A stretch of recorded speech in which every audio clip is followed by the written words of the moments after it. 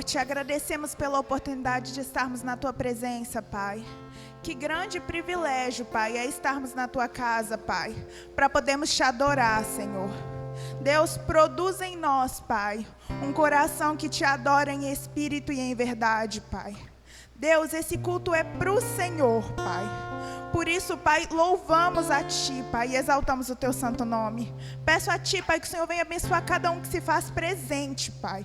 Que, Pai, em um só propósito, nós possamos estar aqui, Pai. Te adorar e te servir, Pai. Em nome de Jesus. Aleluias. Lá em Filipenses, no capítulo 2, no verso 6 diz: embora sendo Deus, não considerou ser igual a Deus fosse algo que devesse se apegar. Em vez disso, esvaziou a si mesmo, assumiu a posição de escravo e nasceu como ser humano. Quando veio em forma humana, humilhou-se e foi obediente até a morte, e morte de cruz.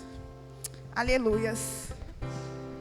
Quando eu penso no tamanho do Senhor, quando eu penso em toda a magnitude que Ele tem, eu fico maravilhada. E quando eu penso no plano de redenção, eu fico mais maravilhada ainda. Porque um Deus tão grande, um Deus tão maravilhoso, se reduzir a ponto de assumir forma humana, isso é inconcebível. Mas esse é o nosso Deus. Um Deus tão grande, um Deus tão maravilhoso, se humilhar a tanto. A música que a gente vai cantar agora, ela é um diálogo do Senhor que é relatado lá em João, capítulo 14. O contexto da história é um momento de despedida. Judas tinha acabado de sair da ceia do Senhor para fazer o que ele tinha vindo fazer, né? Infelizmente para ele. E ele tinha acabado de sair e Jesus estava falando com os seus. Jesus estava falando em tom de despedida para que os discípulos não entristecessem o coração, porque Jesus ia preparar um lugar para eles. Deus é tão bom, irmãos. Olha incontáveis maravilhas o Senhor fez por nós e continua fazendo. Que nós possamos adorar a esse Deus, amém? Aleluias.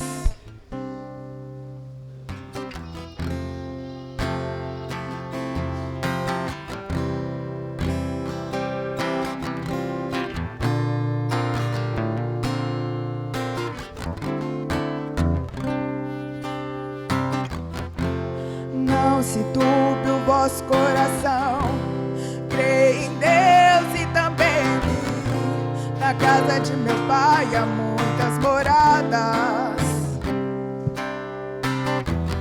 Se não fosse assim, eu não teria dito: vou preparar-vos um lugar. Eu virei, vos levarei.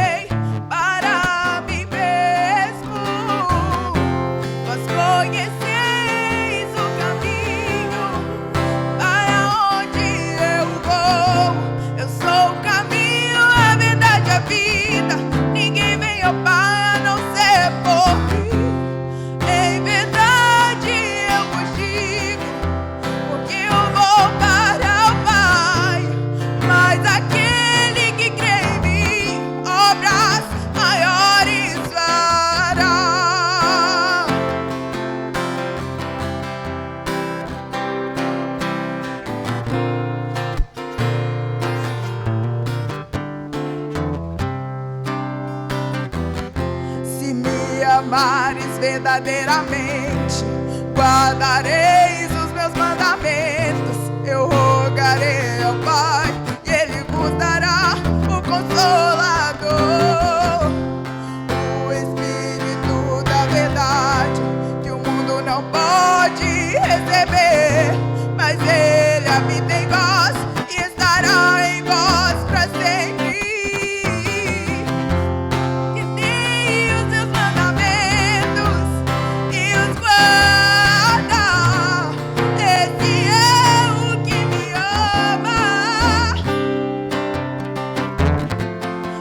Se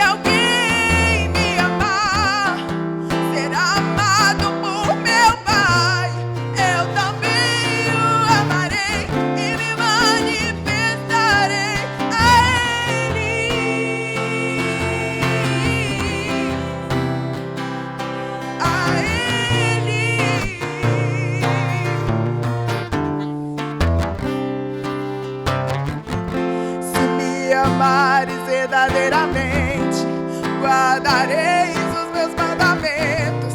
Eu rogarei ao Pai, que Ele vos dará o Consolador, o Espírito da verdade, que o mundo não pode receber, mas Ele habita em vós e estará em vós para sempre. Aquele que tem os meus mandamentos e os guarda, esse é o que me ama. E se alguém me amar, será amado por meu Pai. Eu também o amarei e me manifestarei.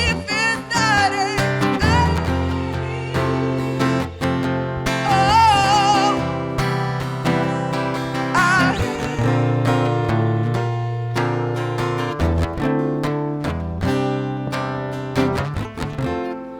quero te amar mais, Senhor. Quero te amar mais, Senhor.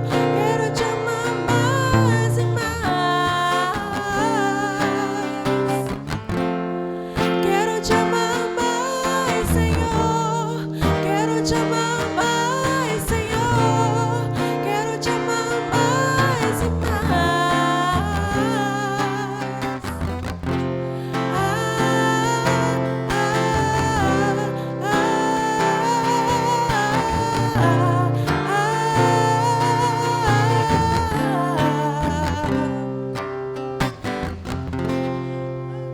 Glória a Deus. Aleluias.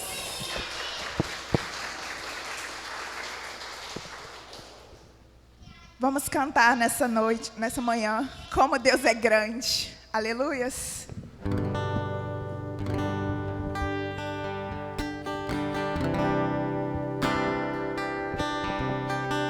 Grande é o Senhor e muito digno de louvor.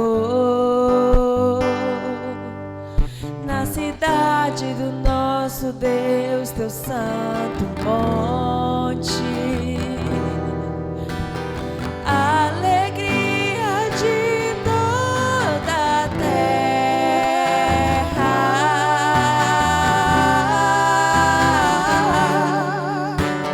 Grande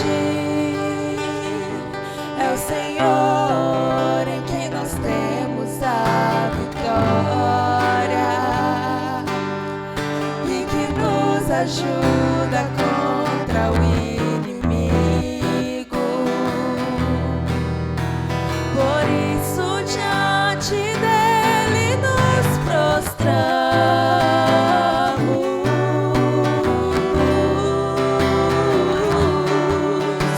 Queremos o teu nome engrandecer e agradecer-te por dobro em nossas vidas. Confiamos em teu infinito amor, pois só tu és, ó Deus eterno, sobre toda a terra e céus.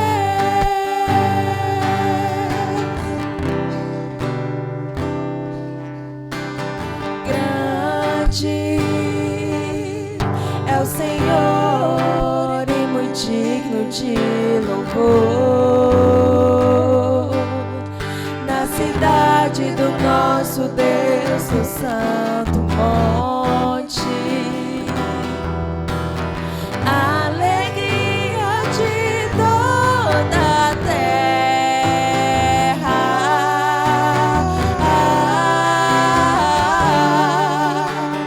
Grande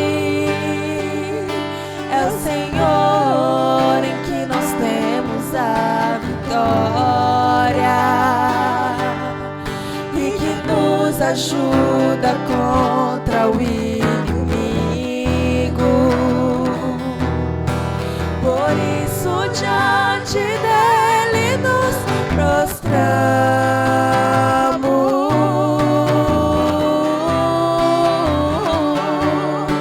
Queremos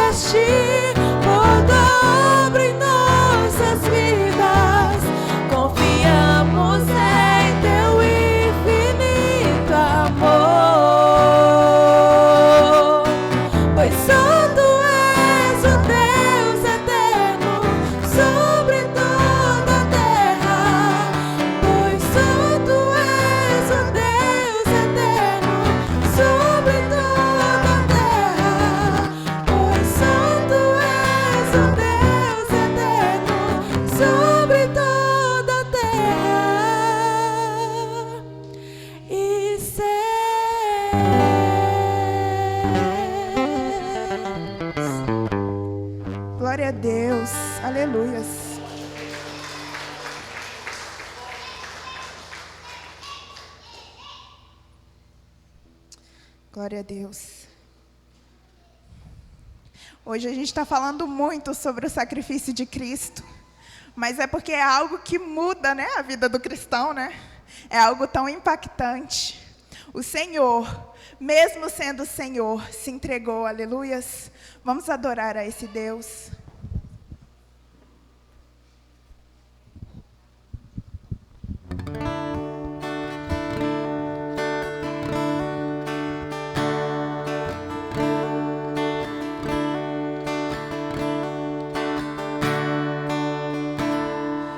Ele não tinha qualquer beleza ou majestade para nos atrair.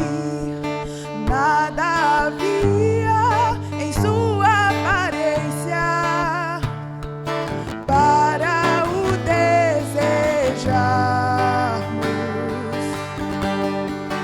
mas rejeitado dentre os homens, ainda assim carregou nossas dores. O seu castigo nos traz paz. A esperança não se esvai. A oferta pela culpa ele ofereceu para satisfazer o Criador. Ele morreu para que a sua luz em nós pudesse brilhar. O Filho do amor se entregou em nosso lugar.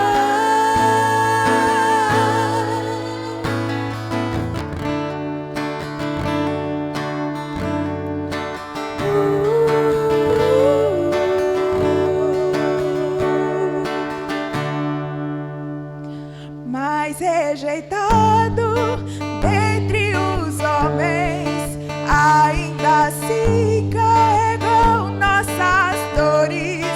O seu castigo nos traz paz e a esperança não se esvai.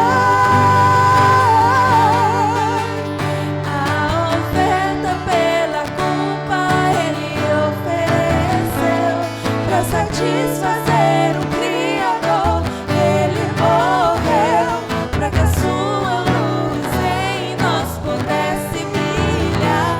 O Filho do amor se entregou em nosso lugar. És o Cordeiro que pelos nossos pecados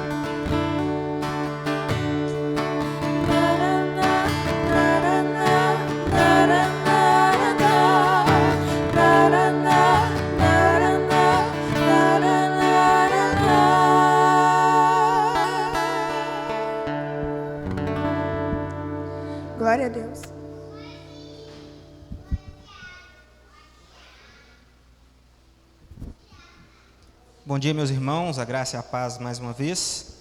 Nesse momento nós vamos tirar um tempinho para ofertar e dizimar. Gostamos de lembrar sempre que esse é um trabalho dos membros da igreja e que os visitantes não precisam se sentir constrangidos. E lembrando também que a maior graça que Deus pode fazer na vida de qualquer um dizimista e ofertante é tirar todo o desapego aos bens materiais, fazendo com que Jesus Cristo seja a única esperança da vida dele. Curvemos as nossas cabeças. Senhor Deus e Pai, nós agradecemos ao Senhor pelas Tuas graças maravilhosas. Pedimos, Santo Deus, que o Senhor nos ajude a continuar com essas portas abertas. Que o Senhor possa fazer com que tudo aquilo que é ofertado e dizimado aqui tenha o único fim em glorificar o Teu nome e fazer com que o reino de Jesus Cristo avance. Tome toda a glória para Ti, Pai. Em nome de Jesus Cristo, nós oramos agradecidos. Amém.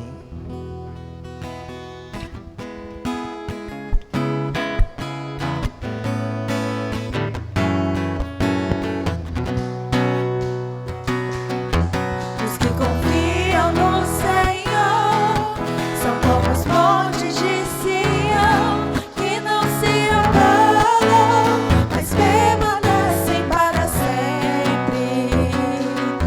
Como em volta de Jerusalém estão os montes, assim é o Senhor em volta do seu povo.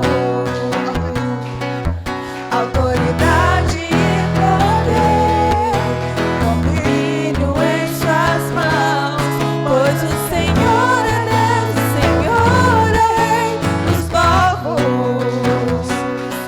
Calem-se diante dele a terra, dobrem os joelhos, ergam as mãos, pois o Senhor é Deus, o Senhor é Rei dos povos.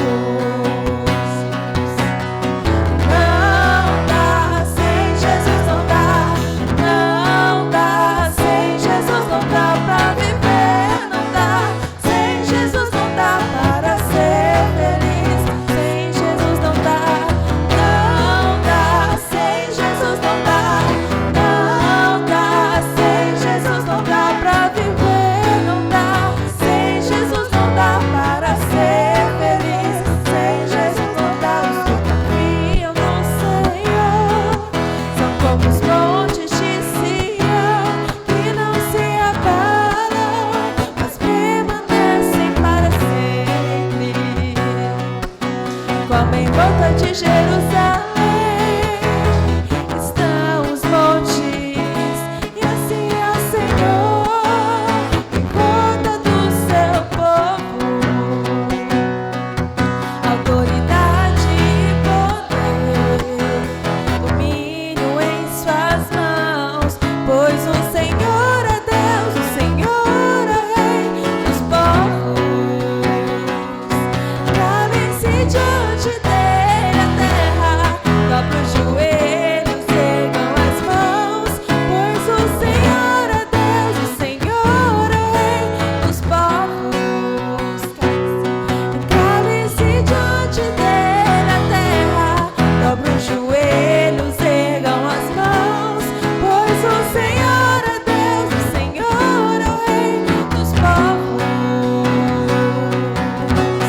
Não dá, sem Jesus não dá. Não dá, sem Jesus não dá pra viver. Não dá, sem Jesus não dá para ser feliz. Sem Jesus não dá. Não dá, sem Jesus não dá. Não dá, sem Jesus não dá pra viver. Não dá, sem Jesus não dá para ser feliz. Sem Jesus não dá.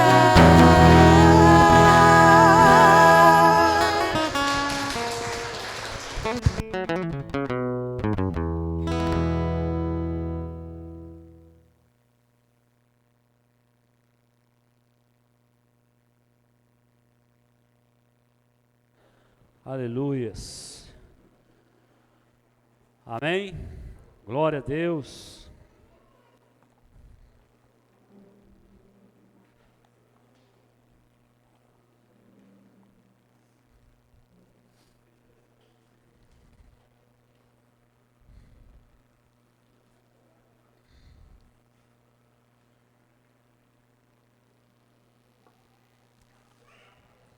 Vamos orar pelas crianças.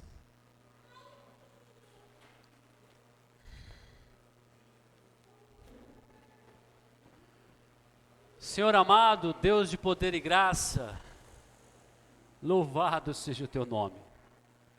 Como dizemos aqui nas canções, não dá para viver sem o Senhor. Nós precisamos do Senhor o tempo todo. Perdoa-nos, porque em alguns momentos nós seguimos achando que podemos andar sem o Senhor. Mas graças a Deus, porque o teu Espírito Santo nos traz de volta para a presença gloriosa e maravilhosa do Senhor. Porque sem ti não dá para viver, não dá para viver. Senhor, abençoe essas crianças e as professoras que têm cuidado delas. Que o teu Espírito Santo possa capacitar as tuas servas e que o Senhor nos dê graça e nos dê sabedoria para instruir os pequeninos no caminho do Senhor. É a nossa oração em nome de Jesus. Amém. Abram suas Bíblias em Lucas 17, 11 a 19. O evangelho que escreveu Lucas 17, 11 a 19. Amém? Continuando, nós estamos numa série de exposições do evangelho que escreveu Lucas. O título da série é Convicções. E o título da mensagem de hoje, da exposição de hoje é Da gratidão para a maior de todas as bênçãos. Da gratidão para a maior de todas as bênçãos. Amém? Então esse é o título da mensagem. E vai discorrer dos versículos 11 ao 19. Então, novamente, título da mensagem. Da gratidão para a maior de todas as bênçãos. Acompanhe comigo a leitura aí na sua Bíblia. Nós vamos ler dos versículos 11 ao 19 do capítulo 17. Você vai ficar com a sua Bíblia aberta para acompanhar a exposição da palavra do Senhor. Amém? Então vamos lá. De caminho para Jerusalém, passava Jesus pelo meio de Samaria e da Galileia. Ao entrar numa aldeia, saíram-lhe ao encontro 10 leprosos, que ficaram de longe e lhe gritaram, dizendo: Jesus, mestre, compadece-te de nós. Ao vê-los, disse-lhes Jesus: Ide e mostrai-vos aos sacerdotes. Aconteceu que indo eles foram purificados.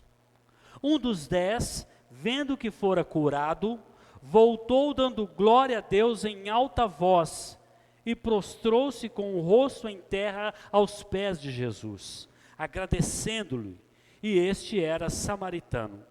Então Jesus lhe perguntou: Não eram 10 os que foram curados? Onde estão os 9?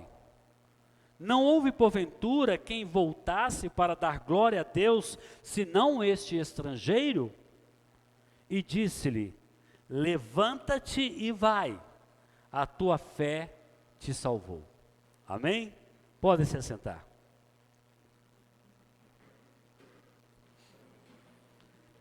Imagine um grupo de leprosos,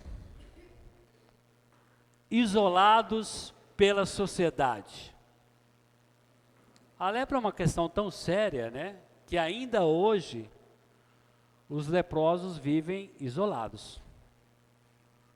Existe, né, a colônia Santa Isabel, os irmãos já devem ter ouvido falar, para as pessoas que têm hanseníase, que é o nome técnico dado para a lepra.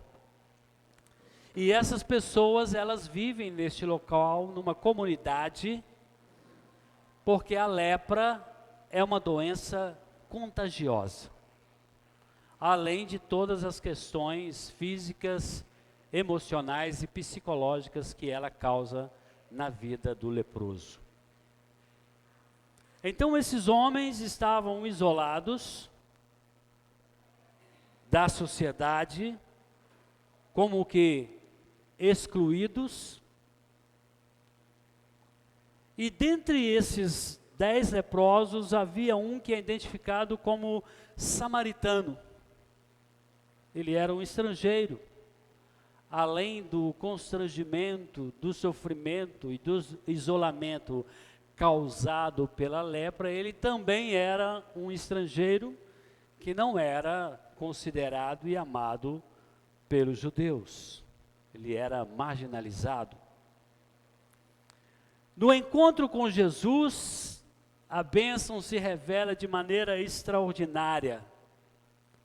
E ela não transforma somente o corpo desse samaritano, mas também ela vai fazer algo ainda maior na vida deste homem. Então, num instante único da graça, o Senhor, exercendo a sua misericórdia, a sua compaixão, ele volta-se para aqueles homens e ele se compadece deles. E esses homens então vão se mostrar ao sacerdote antes mesmo da cura. E eles vão caminhando, e eu imagino, à medida em que eles vão caminhando, eles vão sendo curados. E a gente não sabe o nível que estava aquela lepra, se possivelmente aqueles homens haviam perdido alguns dos seus órgãos. O certo é que se estava faltando um dedo, esse dedo estava crescendo. Se uma ferida estava muito exposta, ela estava se fechando. E eles iam caminhando para se apresentar ao sacerdote. E o processo da cura ia se desenvolvendo. Nós vamos explorar a mensagem de hoje, vamos analisar esses aspectos importantes do texto, ver as situações que se desenvolveram desde o primeiro momento em que Jesus tenta passar por Samaria e o encontro desses leprosos com Jesus, sem poder se aproximar dele e ao longe suplicando-lhe que tivesse misericórdia deles, a compaixão de Jesus para com esses homens, o processo de cura, o retorno de gratidão do samaritano. E nós vamos desenvolver nesse texto e vamos analisar alguns aspectos sobre compaixão, sobre amor e sobre gratidão. Então vamos à nossa exposição. Amém? Primeira coisa que nós veremos aqui está no versículo 11. Você pode acompanhar comigo aí. E nós veremos o contexto geográfico daquela situação toda ali. O texto diz: de caminho para Jerusalém, passava Jesus pelo meio de Samaria e da Galileia. O caminho entre Samaria e Galileia era frequentemente percorrido por Jesus. Tanto é que em uma certa ocasião, Jesus tentou passar por lá e pediu passagem, e os samaritanos disseram: não, aqui você não vai passar não. Quem vai para Jerusalém não passa por aqui. E nós temos o episódio em que João e Tiago recebem aquele apelido, né, de Boanerges, filhos do trovão, porque eles queriam que Jesus lançasse fogo sobre os samaritanos e destruísse eles por não deixarem o Messias passar. O certo é que Samaria era estratégica, porque era um caminho melhor e um caminho mais rápido para quem estava indo da Galileia para Jerusalém. A paisagem do local ela variava. Às vezes passavam por áreas montanhosas e às vezes passavam por aldeias agrícolas, onde havia muita plantação de trigo e era campos, de colheita.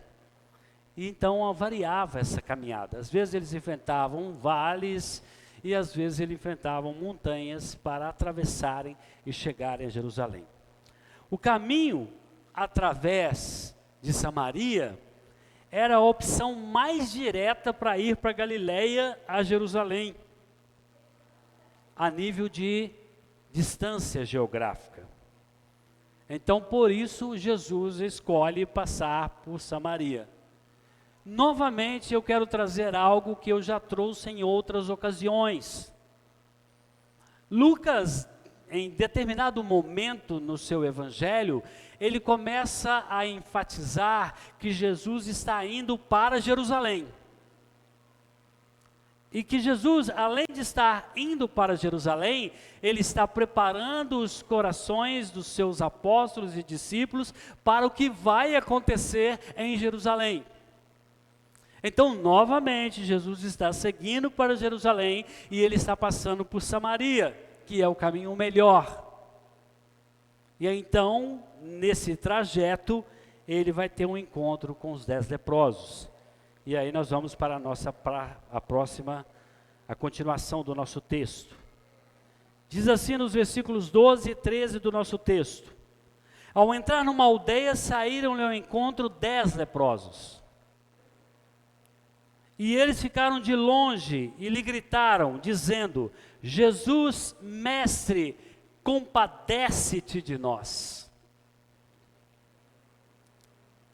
Os leprosos, como os irmãos sabem, já dizemos isso aqui em várias ocasiões, mas vamos dizer novamente, para que os irmãos sempre se lembrem disso. Eles ficavam afastados do arraial. O texto diz que eles ficavam escondidos em cavernas, e eles ficavam obscurecidos ali. E à medida que alguém se aproximava deles, eles gritavam assim: impuro, impuro. E o transeunte que passava por aquele local, ele recuava, ele afastava-se, porque ele sabia que ali havia um grupo de leprosos, e a lepra era uma doença contagiosa. Então esses homens estavam afastados porque a lei determinava que os leprosos ficassem afastados. E eu queria que você fosse comigo em Levítico 13, 45 e 46. Levítico 13, 45 a 46. Diz assim o texto bíblico: às vezes, ou melhor, as vestes do leproso em que está a praga serão rasgadas, e os seus cabelos serão desgrenhados, cobrirá o bigode e clamará: imundo, imundo.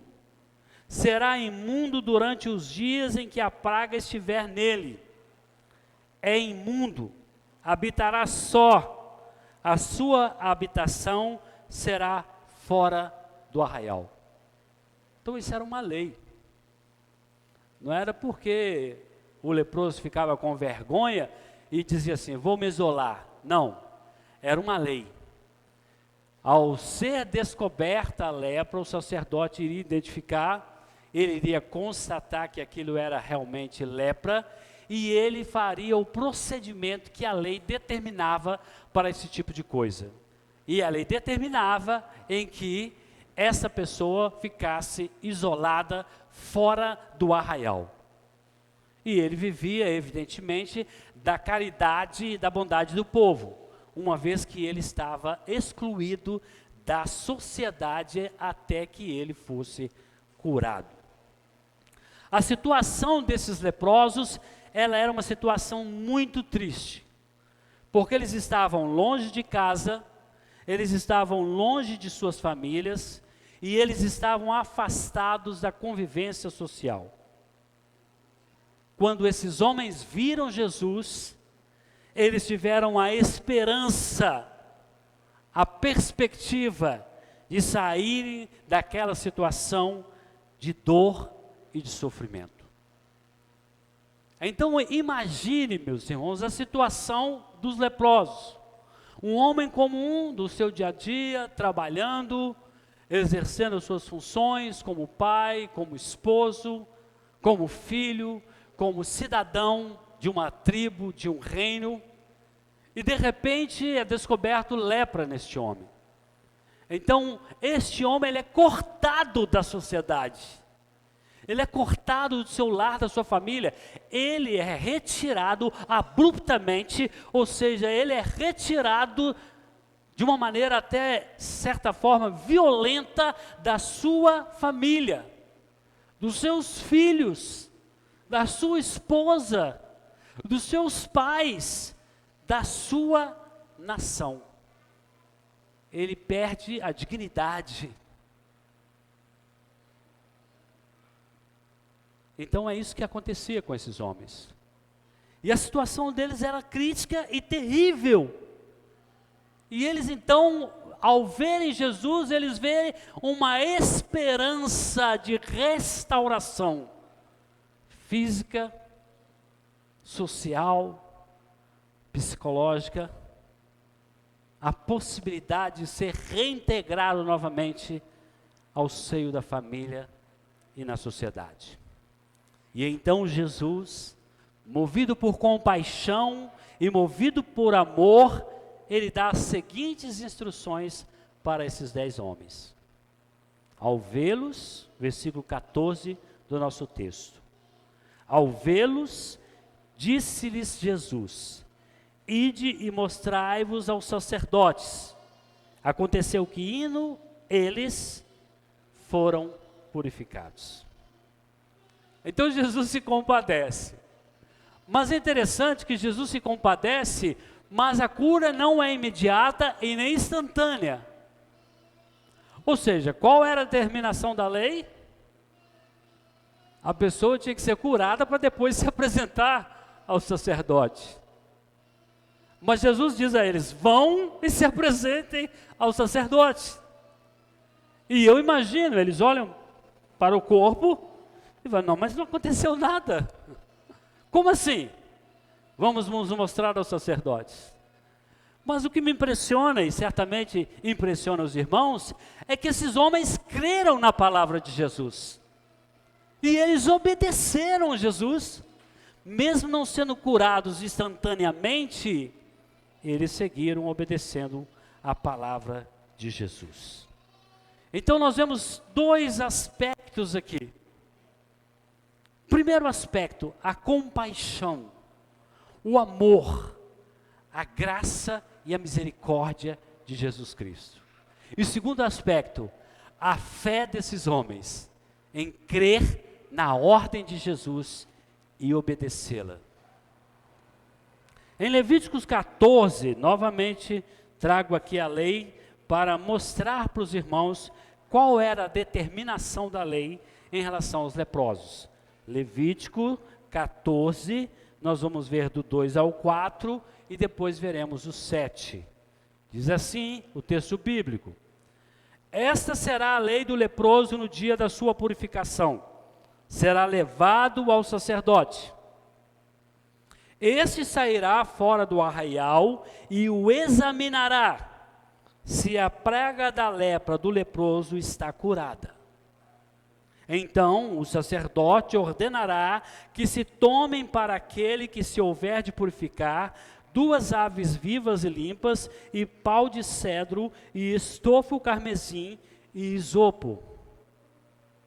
E no versículo 7 diz: e sobre aquele que há de purificar-se da lepra, aspergirá 7 vezes, então o declarará limpo e soltará a ave viva para o campo aberto. Essa era o que a lei determinava. Uma pessoa que tinha lepra e fosse curada da lepra, antes de chegar ao arraial, o sacerdote ia ao encontro dele. Então o sacerdote o examinava e constatava que ele foi curado. A determinação então é que ele oferecesse uma oferta de gratidão a Deus. Era acompanhado por um animalzinho, uma ave, que era oferecida como sacrifício, e outra que seria solta. Ele trazia consigo estofo carmesim, uma espécie de uma toalha para as purificações, e ele trazia o esopo, que era uma espécie de planta, um ramo, que servia como, vamos dizer hoje em dia, para aspergir o sangue. Porque essa aspersão do sangue era um símbolo de purificação e perdão. E Jesus, ele faz algo impressionante. Ele antecipa o processo e a cura se desenvolve no trajeto. E esses homens, ao chegarem lá diante do sacerdote, eles já chegam curados. E eles cumprem os requisitos que a lei estabelecia. E eu imagino entre eles aquele samaritano que também se achava e se julgava no direito de fazer isso. Porém, conhecendo os escribas e fariseus, pelo que nós vimos até aqui, possivelmente esse homem foi rejeitado. O sacrifício dele, a oferta dele possivelmente foi rejeitada, ou se não foi rejeitada, ela não foi acolhida com os mesmos benefícios dos outros 9 que possivelmente eram judeus. Veja a situação. Ou seja, assim desenvolveu. Então esses 10 homens, eles seguem, obedecendo aquilo que a lei determinava, eles são curados, mas somente um, dentre os 10, volta para agradecer. Isso está nos versículos 15 a 16 do nosso texto. Um dos 10, vendo que fora curado, voltou dando glória a Deus em alta voz. E prostrou-se com o rosto em terra aos pés de Jesus, agradecendo-lhe. E este era samaritano. Dos 10, apenas um voltou para agradecer. E este um que voltou para agradecer era aquele que era desconsiderado, desprezado e ridicularizado pelos demais. E aquele que, de acordo com a perspectiva da religião e da visão religiosa do seu tempo, era o camarada que não tinha esse direito. Então nós vemos 3 coisas aqui. Primeiro, dos 10, apenas um voltou para agradecer. Desde já, o que nós percebemos com isso? A natureza do ser humano. Mesmo diante de um milagre extraordinário, só um voltou para agradecer. O que nós vemos aqui é que nos tempos de Jesus, os seres humanos não são diferentes dos nossos tempos. Em sua grande maioria, são ingratos. Não reconhecem o amor e a misericórdia de Deus. Segunda coisa que podemos perceber aqui. Aquele que estava agradecido, ele voltou, prostrou-se e adorou Jesus. Ele não somente demonstrou gratidão, mas ele reconheceu que Jesus era o Messias, o Filho de Deus, porque ele adorou Jesus. Para ele, Jesus não era apenas um profeta, porque não se adorava profetas. Ao adorar Jesus, nas entrelinhas, ele estava dizendo: eu creio que tu és o Filho de Deus. Terceiro, este homem que fez isso era um samaritano. E isso nos demonstra o quê? Que o Evangelho é para todos os que creem, sejam judeus, sejam samaritanos, sejam gregos, sejam citas, bárbaros, romanos, todo aquele que crê, o Evangelho é para ele. Consequentemente, este homem que veio cheio de gratidão, ele recebeu a maior de todas as bênçãos, que foi a salvação da sua vida. Quando o príncipe dos pregadores, Charles Spurgeon, expôs esse texto, ele diz o seguinte: há 3 verdades solenes aqui nesse episódio. Primeiro, a singularidade da gratidão. A gratidão daquele homem foi algo singular, algo especial. Segundo, as características da verdadeira gratidão. Um exemplo de uma verdadeira gratidão. E terceiro, a bênção da gratidão. Então Spurgeon, de maneira bem precisa, ele diz algo interessante. Ele diz que a gratidão daquele homem samaritano, ela foi especial, foi algo singular. E que essa gratidão, ela tinha uma característica de ser genuína, de ser verdadeira. E que essa gratidão gerou a maior de todas as bênçãos na vida daquele samaritano. E aí então nós vamos para o nosso próximo passo na nossa exposição, que é a pergunta de Jesus. Nos versículos 17 e 18 do nosso texto, Jesus pergunta. Então, Jesus lhe perguntou, ele perguntou ao samaritano: não eram 10 os que foram curados? Onde estão os 9? Não houve porventura quem voltasse para dar glória a Deus, senão este estrangeiro? Jesus, de maneira perspicaz, ele cutuca os religiosos do seu tempo. Eles, olha, vejam, 10 leprosos foram curados. Dos 10, só um veio agradecer. E sabe quem veio agradecer? Não foi um escriba, não foi um fariseu, não foi um doutor da lei, não foi um judeu, foi um samaritano. Sim, esse que vocês desprezam, esse que vocês desconsideram, esses que vocês chamam de escória da humanidade, esse foi o que veio agradecer. Dos 10, apenas ele veio. 9 religiosos, talvez 9 pessoas conhecedoras da lei, talvez 9 pessoas que cumpriam todos os requisitos da tradição religiosa dos judeus.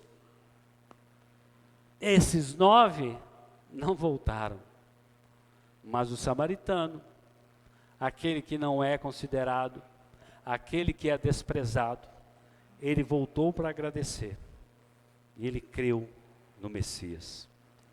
Larry Richards, no seu comentário, ele diz o seguinte: o texto não explora o motivo dos 9. O texto não diz porque os 9 não vieram.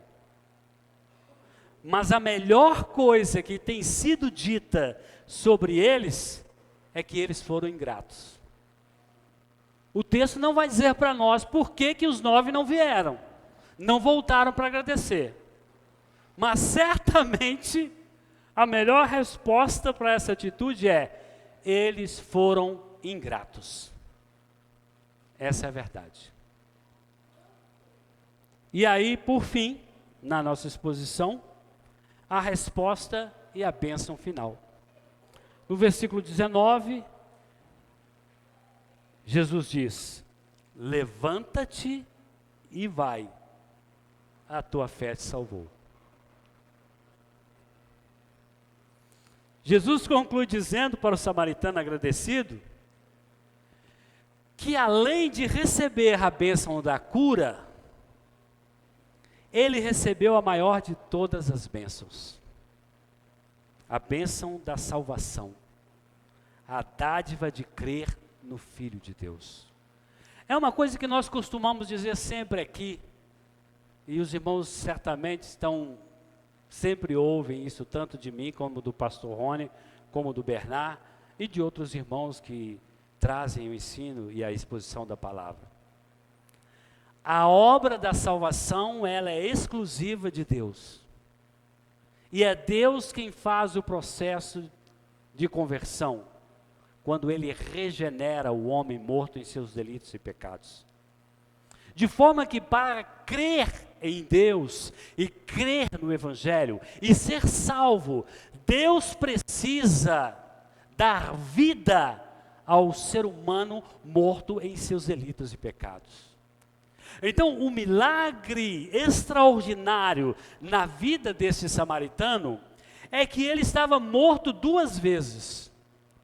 Ele estava morto para a sociedade, para a sua família, isolado, e ele estava morto espiritualmente.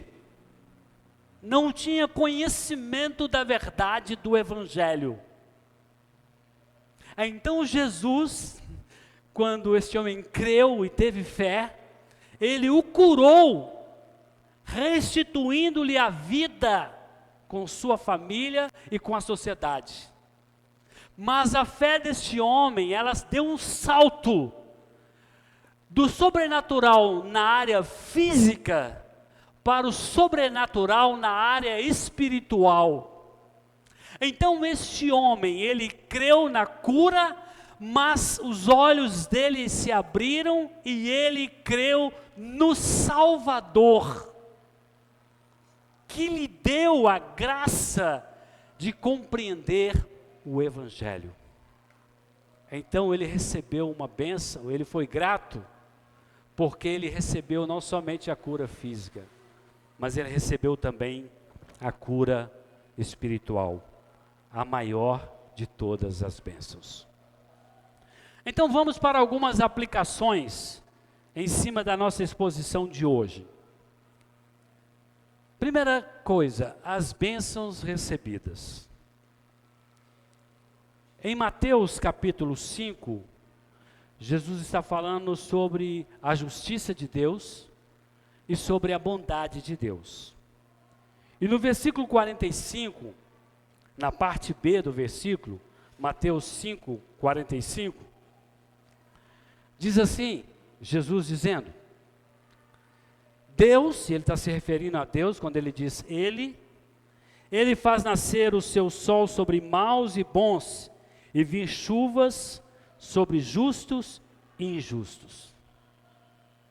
Então, assim como os leprosos foram alcançados por Jesus e receberam a cura, nós percebemos com isso que Deus, apesar de toda a corrupção moral, tem sido misericordioso para com a humanidade. Nós entendemos que apesar de todos os problemas mundiais que o mundo enfrenta, e isso é consequência do pecado e da rebelião contra Deus, evidentemente, a graça comum de Deus, apesar do homem e apesar dos pecados dos seres humanos, e aí eu incluo nós também, a graça comum de Deus tem sido derramada para toda a humanidade. Nós percebemos que muitos seres humanos, a sua grande maioria, não são agradecidos a Deus pelas suas misericórdias. Nós percebemos que as pessoas não agradecem a Deus pela misericórdia, pelo amor e pelo cuidado de Deus para com elas. Nós percebemos que os seres humanos, em sua grande maioria, só tendem a reclamar de Deus, reclamar do próximo, só tem a questionar as ações de Deus. É o que nós percebemos. E é triste dizer isso, que nós como cristãos, às vezes cometemos esses mesmos erros. O que nós vemos são pessoas murmurando e reclamando, enquanto Deus faz com que os campos floresçam, com que as sementes brotem, com que haja alimento em abundância e em fartura. E apesar da maldade do ser humano E apesar de toda a crueldade dos seres humanos em não distribuir de maneira adequada o alimento para todos, Deus ainda assim tem exercido graça e misericórdia. E nós sabemos que muitas pessoas, e às vezes sem nenhuma condição, têm sido alcançadas pela misericórdia de Deus e pelo amor que Ele coloca no coração daqueles que se deixam ser usados por Ele. Mas o que nós percebemos é que a humanidade, de uma maneira geral, não exerce gratidão para com Deus. O que nós percebemos no mundo é que as pessoas não estão preocupadas em louvar e agradecer a Deus pela misericórdia e pelo cuidado de Deus. E o que nós percebemos é que grande maioria dos seres humanos só tendem a reclamar, a questionar e a murmurar diante de Deus. E o que é mais assustador é que cristãos que conhecem o Evangelho e a palavra de Deus, muitas vezes entram nessa onda. E uma reflexão: você tem sido agradecido a Deus? Você tem exercido gratidão pelas misericórdias, pelo cuidado, pela graça, pelo amor, pelo livramento que Deus exerce na sua vida? Ou você está sempre insatisfeito? Você está sempre infeliz? Você está sempre reclamando? E você não tira um tempo para agradecer? Será que eu e você não somos como os 9 que ficam pedindo a Deus, clamando pela bênção, clamando pelo milagre, clamando pela ação dele, e quando Deus faz isso, nós nem sequer voltamos para agradecer? Ou nós partimos para o próximo pedido, nós partimos para a próxima necessidade, não paramos nem um pouquinho para refletir sobre a bênção maravilhosa que nós recebemos? Inconstantemente insatisfeitos, sempre querendo mais. E a nossa referência não é o que a palavra de Deus ensina, o que o Evangelho ensina. A nossa referência é o outro. Eu quero ter mais que o outro. Eu quero ser melhor que o outro. Eu quero ter o que o outro tem. E aí, depois de uma bênção, nós começamos o processo para pedir a próxima bênção. Nem sequer paramos para refletir sobre o milagre extraordinário recebido e sobre a graça alcançada. Nossas orações. Quanto tempo nós gastamos em ações de graças, em adoração, louvor e gratidão? Reflita sobre isso.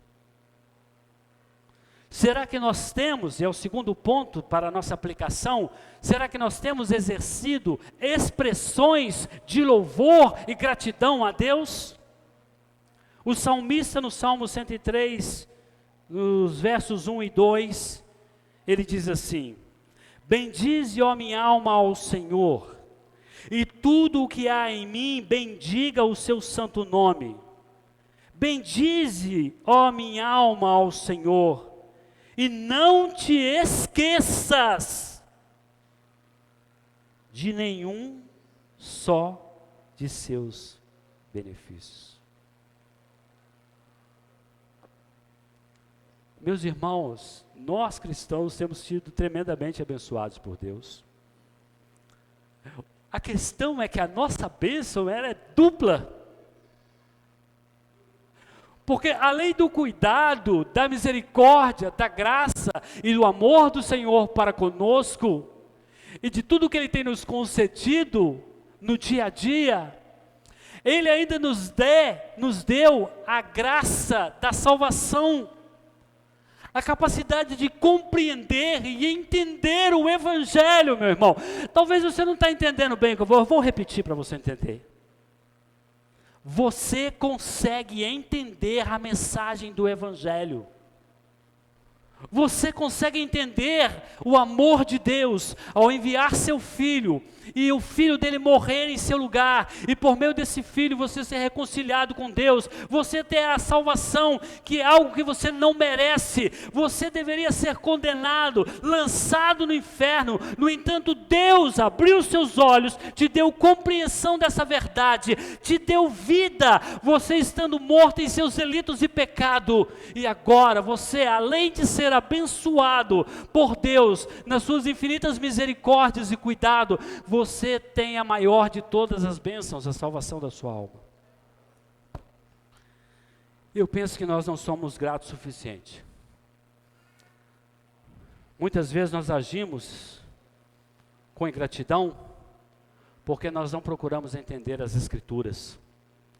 Então temos compreensão da magnitude do Evangelho e da dimensão das obras extraordinárias que Deus tem feito na nossa vida. Sabe qual é o nosso problema? É porque nós somos muito apegados a este mundo.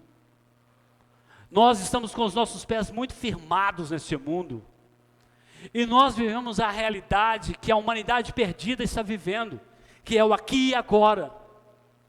E nós agimos assim porque nós somos carnais. Nós agimos assim porque somos mais preocupados com os nossos prazeres, nossos desejos, nossas conquistas, do que com o maior de todas as bênçãos, que é a presença do Espírito Santo na nossa vida, que é a salvação que temos em Cristo Jesus. É preciso que nós clamemos a Deus para que Ele desperte em nós o senso de eternidade, porque nós somos finitos e não temos compreensão da dimensão, da magnitude da eternidade que nos espera.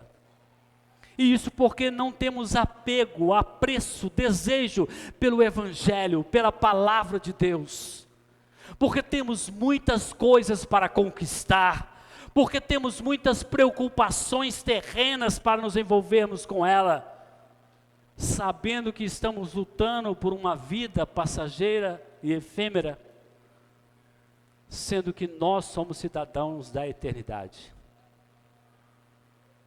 É a maior das imbecilidades que seres humanos podem cometer, quando conhece o Evangelho e não tem compreensão da dimensão da eternidade que os espera em Cristo Jesus.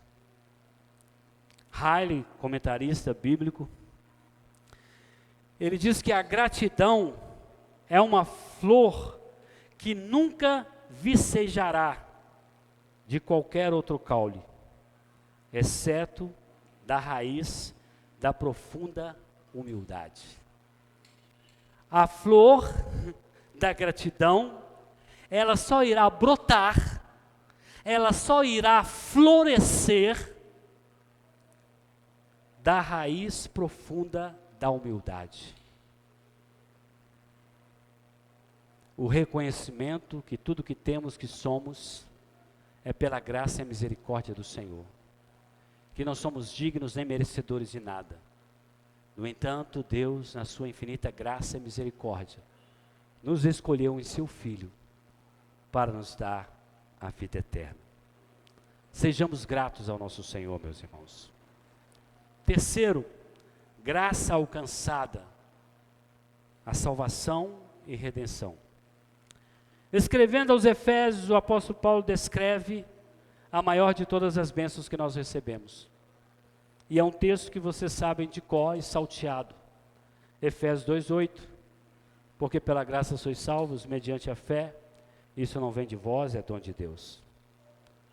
Como eu disse, nós vivemos nossas vidas preocupados com bens materiais, com prazeres carnais.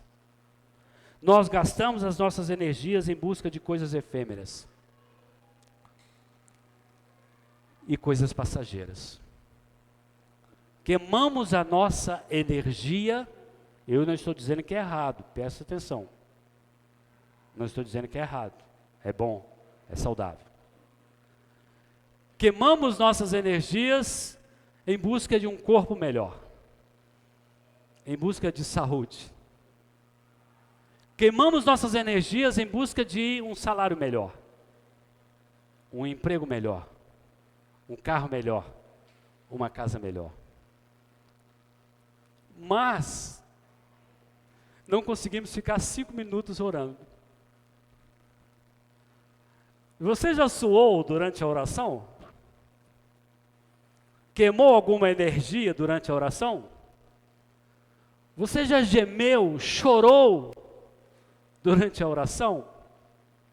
Em algum momento você maratonou um livro da Bíblia?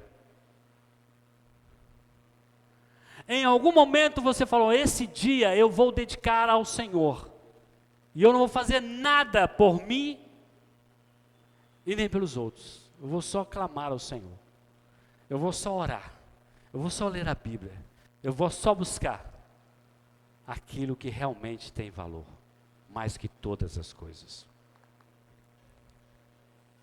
O que eu percebo é que a maior expressão de ingratidão que nós temos para com Deus é não dar a Ele o tempo necessário e devido a Ele, que é todo o tempo.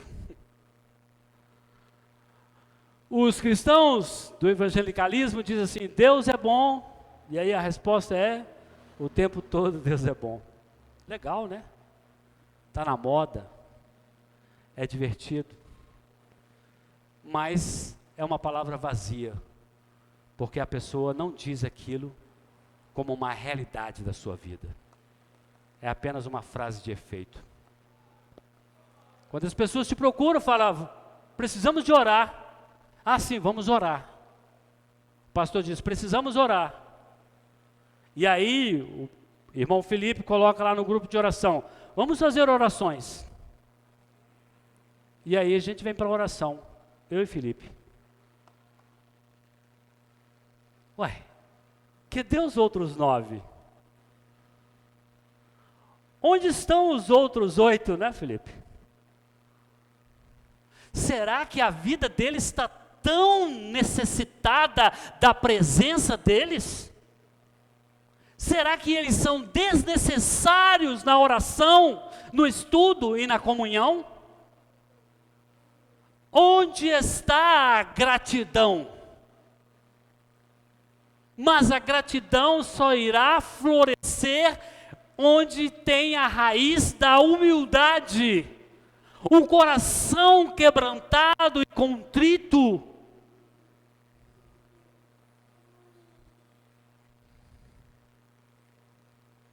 Há uma grande ausência de reconhecimento da nossa parte em relação à bênção, o cuidado e o amor do Senhor. O apóstolo Paulo, escrevendo aos Romanos, no versículo 8 do capítulo 5, ele diz assim, mas Deus, Romanos 5:8, mas Deus prova o seu próprio amor para conosco pelo fato de ter Cristo morrido por nós, sendo nós ainda pecadores. Ele não esperou nós arrependermos. Ele morreu por nós quando nós estávamos mergulhados na ingratidão, na descrença, na desconsideração por Ele. E aí, meu irmão, abra os seus olhos, enxergue isso e seja grato.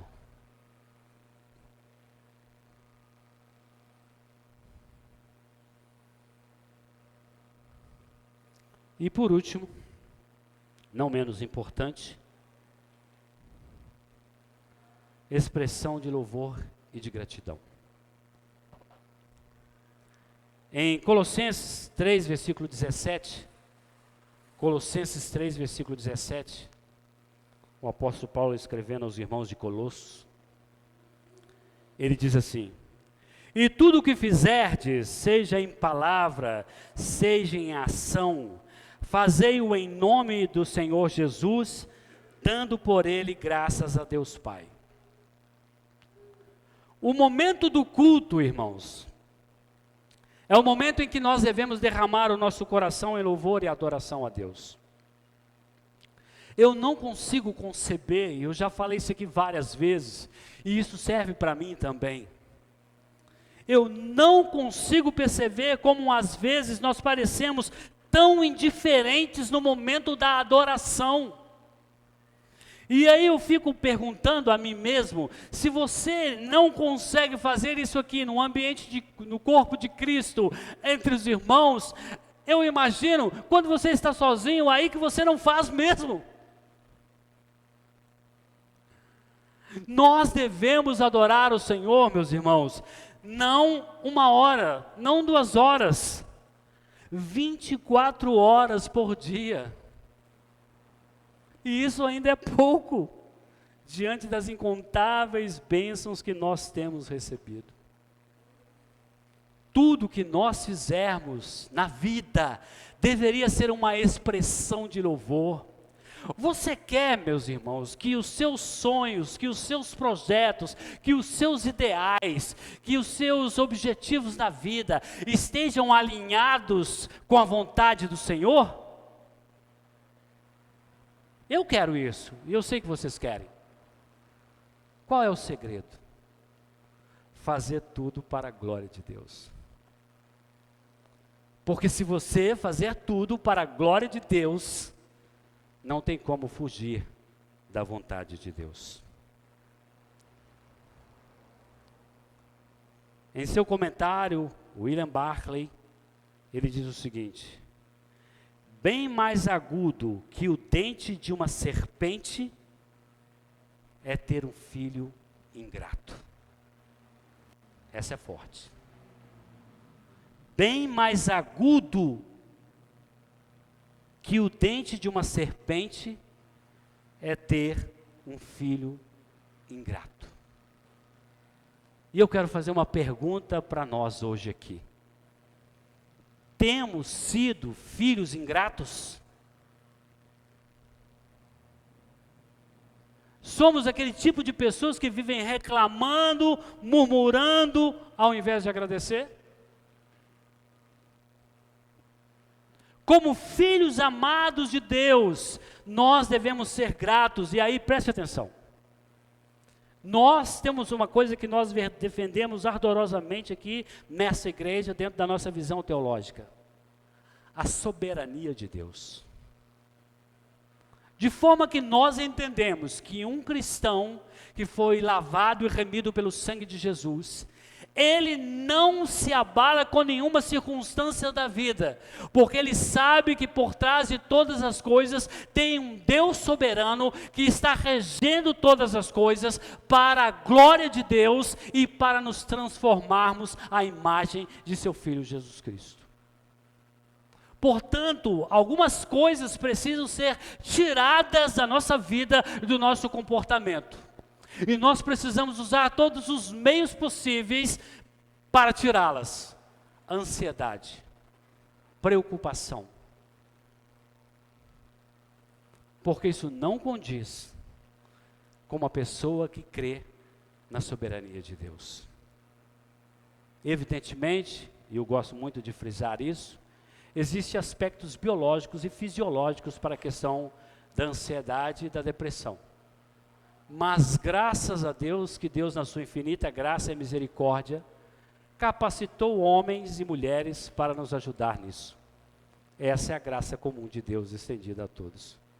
Então, use isso para a glória de Deus. O certo é que você que crê que Deus é soberano, que a sua vida é dirigida por Ele, não pode viver uma vida de ansiedade, de preocupação, de luta desenfreada pelas coisas. Como filhos amados de Deus, nós devemos ser gratos.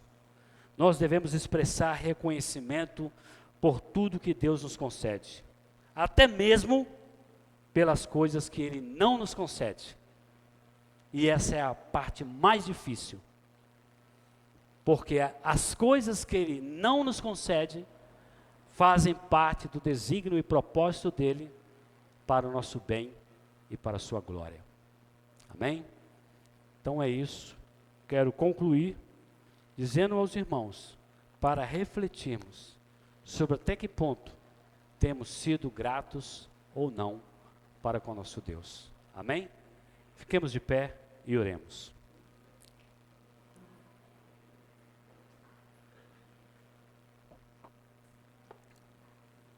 Que a tua palavra, Deus, possa cumprir o propósito pelo qual ela está sendo ministrada. E que ela prospere em cada coração, em cada vida. Para a glória e louvor do teu nome. Oramos em nome de Jesus. Amém.